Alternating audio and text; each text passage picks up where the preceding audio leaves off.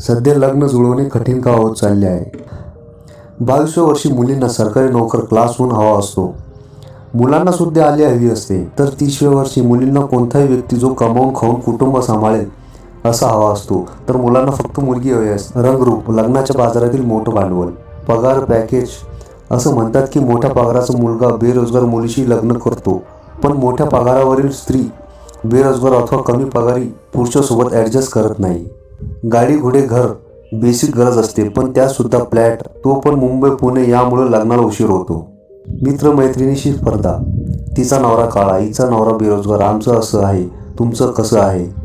Digital media, मोगस सौंदर्याला महत्त्व आणले आहे। मुलांना मेकअपवाली हवी तर मुलींना चिकना बांड हवा, ही मानसिकता झाली आहे। स्टेटसला ठेवताना लाज वाटू नये म्हणून। तसेच आभासी स्वप्न, आम्ही हे करणार ते करणार। वय आणि ध्येय यातील सांगड, ध्येयामुळे काही उच्च शिक्षित लोकांच्यात हा विषय आहे, लवकरच लग्न करू वाटत नाही। स्वभाव हाच महत्त्वाचा विषय, पण याकडे बघत कोण? लोक पहिले 6 महिने सौंदर्य पाहून मरतात, पुन्हा मूळ वळणावर पाणी आलं की भांडण होतात। समजूतदारपणा, लग्न टाकायचं किंवा टिकवायचं असेल तर महत्त्वाचा मुद्दा, पण हा नसेल तर लग्नाला काही अर्थ नाही। लग्नाआधीचे लफडे अथवा प्रेम, माझा मित्र, माझी मैत्रीण आहे, आम्ही लग्न करणार आहोत, वगैरे वगैरे। व्यसनी मुलगा मुलगी असेल तर लय अवघड आहे।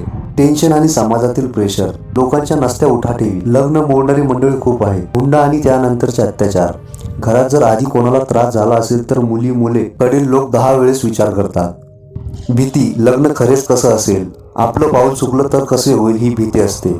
अजून खूप आहे, तुर्तास एवढंच। धन्यवाद।